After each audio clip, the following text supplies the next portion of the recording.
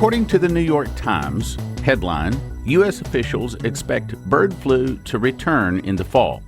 It goes on to say U.S. agriculture officials say it is highly probable that the virulent avian flu viruses that have hit U.S. poultry operations hard in recent weeks will return next fall, when bird populations migrate south, potentially spreading the viruses into new regions of the country. Official with the Agriculture Department's Animal, Plant, and Health Inspection Service said the H5N2 virus, along with two other highly pathogenic strains of bird flu, would probably be passed among birds at breeding grounds in the northern United States and Canada through the summer. The strains are difficult to control, say scientists, in part because wild birds can carry the viruses without appearing to be sick.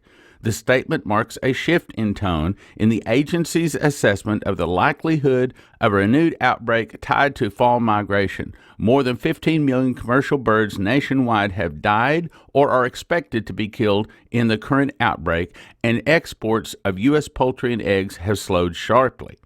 The key concern has been whether the viruses will become epidemic in the nation's wild bird population, eventually spreading them to the East Coast and down into the heart of the nation's chicken broiler production states in the South and Southeast. With that on the backdrop, I think it's important for us to let Dr. Scott Johnson speak to us. He made a DVD with the Prophecy Club we're offering today. We call it Avian Flu, Killer of Millions. Now, for the last 13 years, Dr. Scott has been a medical misinformation investigator and has been writing a health newsletter for 5 years. He specializes in clinical nutrition and patient education. For 12 years, Scott has been researching the plans of the New World Order to depopulate the planet. In other words, they're not just trying to kill birds, they're after you too. Not having this startling information could cost you your life. Learn the evil plans about the avian flu and how to survive it. Dr. Johnson explains the deadly traits of this virus, its origins, and the fact that it is probably man-made, man-released, and man-manipulated to be transmissible by air, human to human. Did you hear that? Yes, it is deadly, but the laws surrounding it may kill more than the virus. He explains that laws are already on the books to force you to receive a method of their choice to track who has been vaccinated and the microchip that is at the top of their preferred list.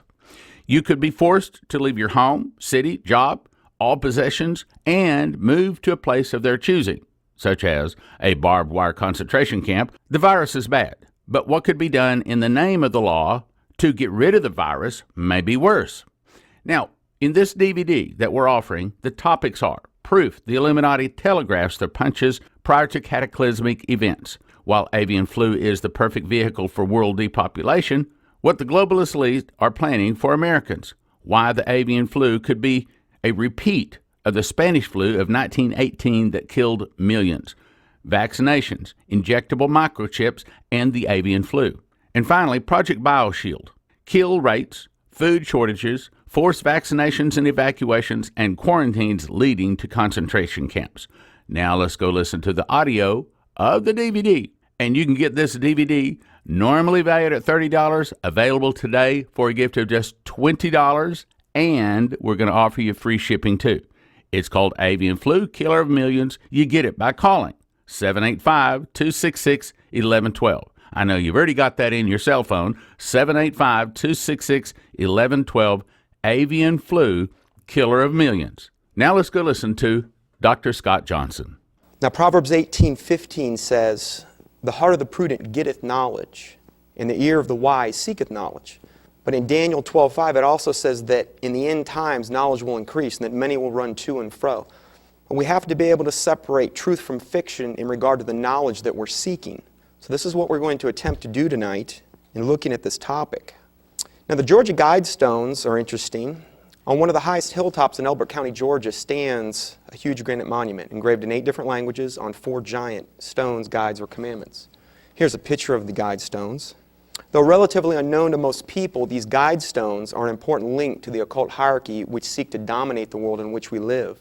Here's a cutaway of one of the commandments on the Guidestones. Be not a cancer on the earth, leave room for nature. It's very Mother Gaia, earth worship centered, all the tenets of these Guidestones. The first commandment of the Georgia Guidestones is maintain humanity under 500 million in perpetual balance with nature. Well, let's look at that a little further. Fortunately, in order to do that, it would require a 9/10 reduction of the world's population. There's a pie chart of that actual statistic. Now, John 10:10 says, "The thief cometh not but for to steal and to kill and to destroy. I am come that they might have life and that they might have it more abundantly." So there's nothing about a 9/10 reduction of the world's population that would line up with this Bible verse. It's contrary to the Word of God. Proverbs 10:16 says, "The labor of the righteous tendeth to life. The fruit of the wicked to sin." And again, nothing about a 9/10 reduction tends to life. So if we could boil down the four basic tenets of the Guidestones, it would be dramatic reduction of world population, as we said, promoting environmentalism, establishing a one-world government, and promoting a one-world religion. Pretty much sounding like the book of Revelation, the times that we're actually moving into. Now, professor and researcher Dr. Kurt Coe stated, quote, "The system will be made up of a single currency, single centrally financed government, single tax system, single language, single political system, single world court of justice, a single head, one individual leader, single state religion." He further states, "Each person will have a registered number without which he will not be allowed to buy or sell. And there will be one universal world church. Anyone who refuses to take part in this universal system will have no right to exist." So this is their goal that they're stating here. Now, this is an interesting statement from President John F. Kennedy 10 days before he was assassinated, from a speech he gave at Columbia University. He says, quote, "The high office of president has been used to foment a plot to destroy the Americans' freedom. And before I leave office, I must inform the citizen of this plight." And unfortunately, 10 days later, he was assassinated. That's a picture of John F. Kennedy in the White House. Billionaire Maurice Strong presided as the Secretary General of the UN Earth Summit in 1992, where he spoke deploring the world's explosive increase in population and warned, quote, "We have been the most successful species ever. We are now a species out of control." Now, when they use the word species, it's always a way to kind of dehumanize the human race. It's some of the language that they use. Another thing they do is when we look at this next statement here, population must be stabilized and rapidly. Well, that's a nice way of saying depopulating the world, stabilized. Not to be outdone, Ted Turner, the CN Time Warner mogul, would like to get rid of an even larger chunk of humanity. In an Audubon magazine interview, when asked what would be the optimal population level for the world, he said, quote, 250 million to 350 million people. So that's even a lot more aggressive than the statistics we've just talked about. Now, this slide's very important. It's kind of the hinge upon which this whole presentation swings. Speaking about population reduction, globalist Bertrand Russell says, quote, "Perhaps bacteriological war may prove more effective. If a Black Death could be spread throughout the world once in every generation, survivors could procreate freely without making the world too full. There would be nothing in this to offend the consciences of the devout." So as a Christian, if avian flu happens or they spread a Black Death, there's going to really be nothing in that to offend a Christian if they don't know the whole story. And that's what we're going to be looking at tonight. Now, in February 2005, Prophet Tom Deckard was shown in a vision that the flu would come from the fowl and would mutate, become transmissible by air, and then spread around the globe by birds, killing millions of people. So this is important information to listen to in regard to this prophecy, especially in light that Prophet Deckard has not missed on a prophecy. Here's a headline from the BBC. "Pandemic could kill 150 million people." Dr. Nabarro, we're going to hear a lot about Dr. Nabarro tonight, a leading United Nations official has told the BBC there could be an avian flu outbreak at any time, which could kill up to 150 million people. Dr. Nabarro says it's like a combination of global warming and HIV times 10. He's the world's foremost expert in regard to the avian flu, as we'll see. Another headline read from Reuters, "World has slim chance to stop flu pandemic." The initial outbreak of what could explode into an avian pandemic may initially affect only a few people, but the world will just have weeks to contain the deadly virus before it spreads and kills millions. This headline read, "World Health Organization warns Army may be needed to fight the bird flu." World Health Organization predicted authorities might need to use the Army and police to quarantine about 120,000 people to contain an initial pandemic outbreak of just 19 people. So it's not going to take a lot of people actually contracting the avian flu for this to turn into a very big deal very quickly. There's my reference for that quote. Here's another headline, "Bird flu near deadly form." Now this is a picture of Dr. David Nabarro. You notice he's speaking at the United Nations. And if you see that logo on the United Nations, you'll notice that there's a wreath around, and it's around a globe. What that means is when they first used to run the Olympics hundreds and hundreds of years ago, whoever won a given event was given one of these wreaths to wear on their head. That meant that they had conquered that event, that respective event. So when we see a wreath around a globe, that is the United Nations way of telegraphing to us, communicating to us that this is their goal, which is world domination, to conquer the world. So recently, UN bird flu chief Dr. David Nabarro told governments around the world to prepare for the arrival of a human-to-human strain of the virus as, quote, as if it will happen tomorrow. So when we speak about a human-to-human strain, right now it hasn't got to that point where another individual in a respiratory fashion could give it to another. You have to have direct contact with birds, and we'll look at that soon here. So that's an interesting statement. How close is this? Well, according to Russian News Information Agency, their headline read, "Devastating bird flu pandemic one step away." The world is one step away from a bird flu pandemic that cannot be averted by quarantine or vaccination, a Russian expert said on Tuesday. Quote, "One amino acid replacement in the genome remains to make the virus transferable from human to human." This comes from the director of virology research at the Institute of the Russian Academy of Medical Sciences. So it's just one step. Let's look at some H5N1 facts. And I'll say H5N1 because that's the particular strain of avian flu we're dealing with. There's 15 subtypes. So it's important to be specific. This is the one we're hearing all the press about. H5N1 avian bird flu virus was actually originally isolated 45 years ago in South African terns. This is a particular type of bird that lives in South Africa. In 1996, H5N1 was again isolated in a farmed goose in China outside of Hong Kong. This is when we started to see things really ramp up after that point.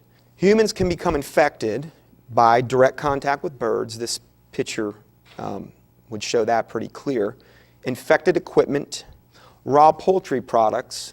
Now, if you have poultry and you cook it properly, 160 to 170 degrees, even if there was avian flu there, it would be eradicated. It cannot live at those kinds of temperatures. There's a lot of people in some of these other countries where they're not eating any poultry whatsoever, and that's not a factor as long as you actually cook the meat properly.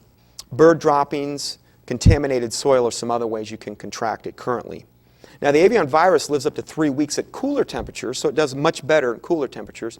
1 week at room temperature. A single gram of contaminated manure could infect up to 1 million birds.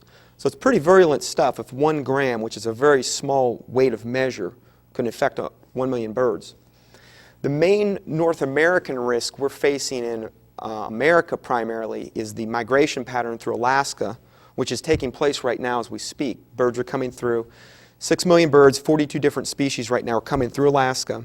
I saw a report on NPR recently where they stated that the government was up there and they have their people positioned strategically, and they're going to try to pull out about 20,000 of those 6 million birds to test them and check them for avian flu. So this is happening as we speak. This is a colorized slide of the avian, actually a colorized electron microscopic slide of the avian flu virus. So this is how typically that we're being told that this is going to evolve. A typical virus enters into a human host. Now this is any flu virus. It doesn't have to be, it's not avian flu we're talking about here. It could just be your normal regular type A influenza virus. The virus then releases its genetic material, which is called the RNA, into the body. RNA stands for ribonucleic acid. It's like the genetic payload which gets released into the body. Now, if the avian virus, the H5N1 strain, is also present in the body at the same time, both viruses could be simultaneously releasing their RNA payload. Theoretically, the two different RNAs could combine to form a new mutated avian flu strain that could be lethal and readily pass from human to human. That's the scenario we're being presented. We're going to look at all sides of this issue tonight, though. Sounding the alarm. Dr. Robert J. Webster of St. Jude Children's Research Hospital in Memphis, Tennessee, is one of the world's leading infectious disease experts and is credited with being the first to discover the link between the bird flu and the human flu. So in America, he's about the highest expert that we have. Quoting from him, he says, "Society just can't accept the idea that 50% of the population could die. And I think we have to face that possibility." So this is coming from the highest expert in America. So if we compare the current H5N1 statistics with the Spanish flu of 1918. Let's do that here. The CDC, Centers for Disease Control, as of March of this year, stated there were 186 confirmed H5N1 avian flu cases that have happened so far. Of those, 105 people have died, which gives us a 56% kill rate. Now, according to the statistics that were available in regard to the Spanish flu of 1918, it had about a 30% kill rate if you contracted it. So, current H5N1 has actually an 86% higher kill rate than the Spanish flu of 1918, which killed 50 million. And that might have been higher. It was hard to get an accurate body count for many factors. In 1918, the world population was 2 billion. Today, it's 6.5. So if we apply the data above that we've just talked about, we could potentially have 280 million deaths as a result of an avian flu H5N1 outbreak. Now this in the corner here is a colorized slide of the 1918 H3N2 strain. Now there's some complicating factors that we have to talk about here in regard to H5N1 comparing it to the 1918 strain. Further complicating factors. Number one, H5N1 hasn't even mutated yet. So when we talk about the Spanish flu of 1918, we're talking about a virus that mutated, went human to human, and it was more virulent. H5N1 hasn't even done that yet. It's not human to human at this point. Air travel exists now, whereas in 1918 really didn't exist. You can get on a plane now and be from one area of the country to another or one continent to another. That wasn't an option in 1918. So obviously it could be spread quicker. Higher world population. Combined with current demographics, as the world population gets higher, you have more and more people clumped together. Therefore, you can easily transfer it between them because you're in closer proximity. Also, there's a higher immune compromised population. There's more elderly now than existed in 1918. HIV exists, AIDS, which didn't exist in 1918. Autoimmune diseases exist now that were almost non-existent in 1918. Soil depletion that's occurred. This could get into a whole other seminar. Chemical exposure. According to the EPA, on a daily basis, we're exposed to potentially 70,000 different chemicals. Of those, 65,000 are confirmed carcinogenic, meaning cancer-causing. So it's no wonder a lot of people are coming down with cancer with that many chemicals. And again, we didn't have that kind of chemical exposure that existed in 1918. Further consequences of a pandemic would, another thing that a lot of the scenarios have brought forth is worldwide economic devastation. Borders will be sealed when this happens, and then air travel halted. Importing and exporting will come to a standstill. Shortages in fuel, food, goods, etc., because of all the things we've just mentioned, which would also bring about massive unemployment and then the ensuing panic. It's kind of one leads to another. It's like a domino effect. Now, to further lay a proper foundation regarding this information on avian flu, it's imperative to address some other issues that will give further clarification and light to the remainder of the presentation. So we're going to kind of dovetail back into the avian flu a little bit. Senator Claiborne Pell of the U.S. Senate Intelligence Committee, commenting on a United States-Russia treaty signed in 1978, said, there's a picture of Senator Claiborne Pell, he said, quote, "Now that we can control the weather, create earthquakes and tidal waves, and use it as a weapon of war, we do not need a treaty," end of quote. So what treaty was this senator in reference to? Let's look at this.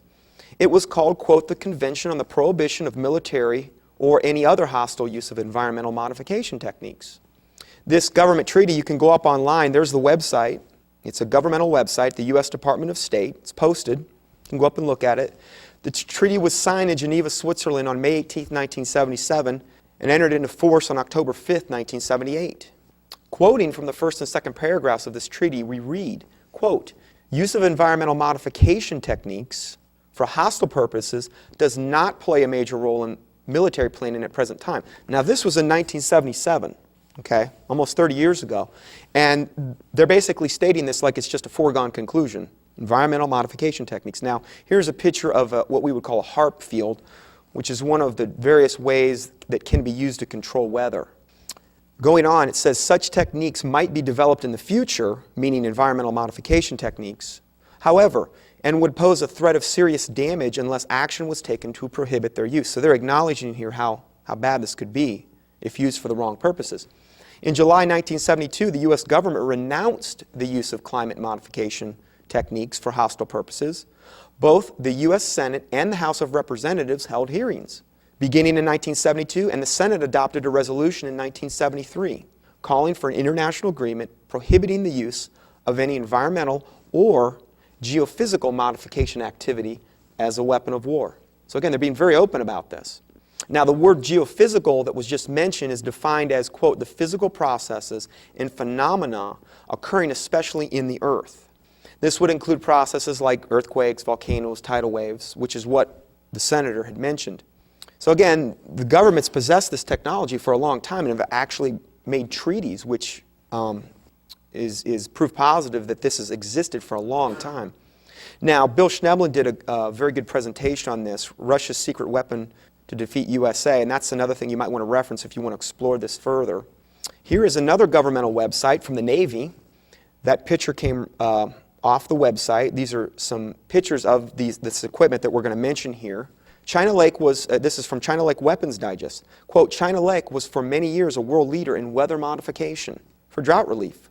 Hurricane abatement, meaning getting rid of hurricanes. The two things that they use in regard to hurricane abatement are the Cyclops and Storm Fury. Fog abatement and rainfall enhancement for military purposes. Well, why aren't they using this for the greater good in announcing this? Seems reasonable.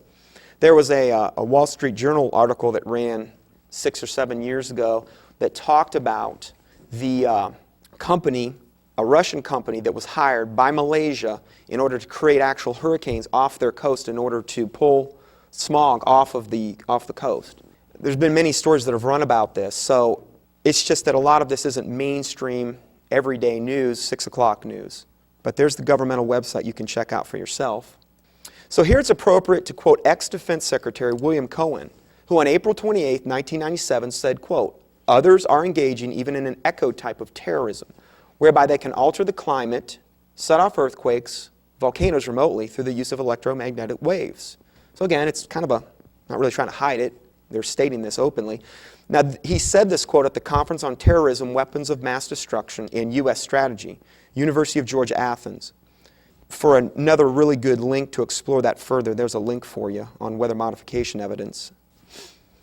This is U.S. Senate Bill 517 and U.S. House Bill 2995. These bills would allow experimental weather modification by artificial methods and implement a national weather modification policy. They're going to have a national policy to manipulate the weather. These are on the fast track to be passed this year, 2006. The appointed board of directors established by these bills do not include any agricultural, water, EPA, or public representatives and have no provisions for congressional, state, county, or public oversight of their actions or expenditures. How much worse can you get than that? It's like totally above the law. And this is what are in the bills. So is there proof that the globalist elite telegraphed their punches? On September 4th, 2005, www.thestate, which is known as South Carolina's homepage, this is the home webpage for the state of South Carolina. They ran a news story entitled 12 Lessons That South Carolina Can Learn from Katrina.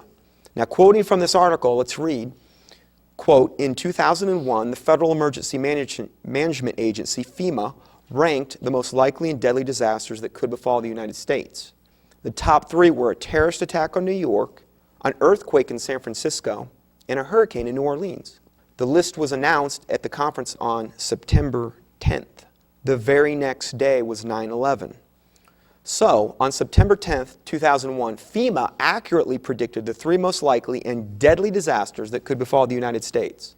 These disasters were terrorist attack on New York, earthquake in San Francisco, hurricane in New Orleans. And on the very next day, FEMA predicted attacks of 9/11 occurred on the Twin Towers and the Pentagon. Now, this is an artist's rendering of the Illuminati card game. Stephen Dollins did an excellent expose on this, and if you want to check that out further, because he gets into a lot of telegraphing of punches by the Illuminati in this expose. So I'd highly recommend you get that. And this card, I believe this particular card came out in 1995. It predates, the Illuminati card game came out sooner before that, but this one, I believe, came out in 1995, several years before 9/11 ever happened. Now, this is the official cover of FEMA's 8 of 97 booklet that features a drawing of the southern skyline of Manhattan. Notice the crosshairs trained on the south tower of the World Trade Center. These crosshairs are not dead center on the tower, but off center on the very spot where the plane struck it 39 months later. The exact spot. Coincidence? You be the judge. That's their official cover. Here's another one. U.S. Department of Justice Manual, dated 6 of 2000, taught local law enforcement how to deal with terrorist attacks. Notice that the cover's imprinted here with the U.S. Justice Department seal and the National Sheriff's Association. Again, the crosshairs are trained on the very same spot. This was released in 6 of 2000, prior to 9/11. This image is located on page 45 of the Air Force Manual 10-100, Airman's Manual, August 1999, so again, before 9/11. If you'd like to check this manual out, there is the link you can go to where it's actually archived, the whole manual. So obviously the first and third FEMA predicted disasters have already occurred in regard to Katrina and the attacks of 9/11. So therefore one has to kind of wonder when an attack on actually San Francisco in the form of an earthquake might be next. This is a picture of the 1906 earthquake, which was the worst earthquake in the last 100 years. In fact, this year is the anniversary of that earthquake. This article ran in Associated Press. Californians living on time bomb along fault. Geologists consider the Hayward Fault the most dangerous in the San Francisco Bay Area, if not the nation. Quote, it's locked and loaded and ready to fire at any time. This comes from U.S. Geological Survey seismologist Tom Broker. This is an actual picture of the fault. It was about the best one I could find. Now, it's a common tactic of high-level occultists or Kabbalists to telegraph their punches prior to an attack on them. In this way, these individuals feel empowered when they see their victims powerless to prevent their own demise. This is how they practice their religion when you practice the Kabbalah. There's a lot of telegraphing that's done. So this is how they do things, and from the things that we've looked at from what FEMA gave us to the movie Oil Storm, which preceded and predicted Hurricane Katrina. Let's look at that next.